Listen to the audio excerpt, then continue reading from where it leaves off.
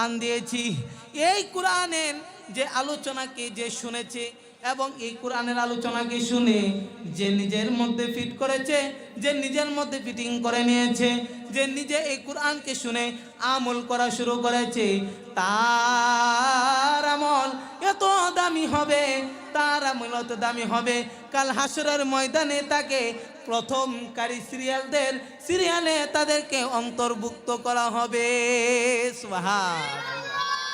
এই জন্য আল্লাহ তাআলা বলেন, আমি যাদেরকে কোরআন শিক্ষা করার সুযোগ দিয়েছি, আমি যাদেরকে কোরআন শিক্ষা করার সুযোগ দিয়েছি, যারা শিক্ষা করেছে নিজের জীবনকে সুন্দর করে সাজাতে পেরেছে।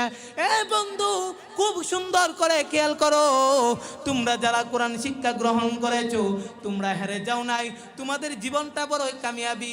আল্লাহর নবীজি বলেন, যে ব্যক্তি কোরআন শিক্ষা করলো, 30 পারা কোরআন নিজের মধ্যে ধারণ করলো, আমি শুধু তাকে নয় তার মাতা পিতা সহ সম্মানিত করিব। সুবহানাল্লাহ।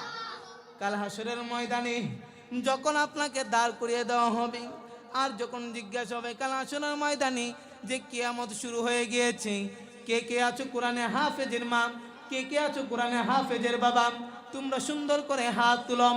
এবার আপনি আমি যারা হাফেজ হয়েছি, আপনারা আমার মাতা পিতা হাত তুলিবেন। আল্লাহ তাআলা ওই হাফেজি কোরআনের মাতা পিতাকে ডেকে ডেকে বলবে, তোমরা আসো 1 নম্বর সিরিয়ালে দাঁড় হয়ে যাও। এবার গার্জিয়ানরা প্রশ্ন করবে, আল্লাহ গো, আমরা কেন দাঁড় হব? এবার যখন তারা জবাবে বলবে, আল্লাহ তাআলা তাদের প্রশ্নের জবাবে বলবে, তোমরা যারা হাফেজ কোরআনের মা হয়েছো, হাফেজে কোরআনের পিতা হয়েছো, তোমরা শুনো শুনো, আজকে তোমাদেরকে জান্নাতের তৈরি সোনার মুকুট দিয়া, নূরের মুকুট দিয়া পরানো হবে, তোমাদেরকে জান্নাতের নূরের মুকুট মাথায় দিয়া এই পুরা কাল হাসরের ময়দানে তোমাদেরকে সুসম্মানিত করা হবে। সুবহানাল্লাহ। এবার বলেন তো, আপনারা কি কোরআন শিক্ষে ভুল করেছেন না লাভবান হয়েছেন? যদি কেউ বলে কোরআন শিক্ষা হেরে গিয়েছেন, কোরআন শিক্ষা করা দুনিয়াবে কোনো লাভ পান নাই, তাহলে কি বলবেন? যে লাভবান নাকি হেরে গিয়েছেন?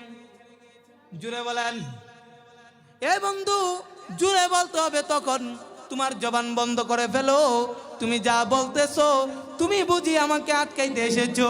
আমার আল্লাহ বলে দিয়েছে, যে ব্যক্তি কোরআনকে হাফেজ করেছে সে দুনিয়াতেও কামিয়াব, কাল হাসরেও কামিয়াব।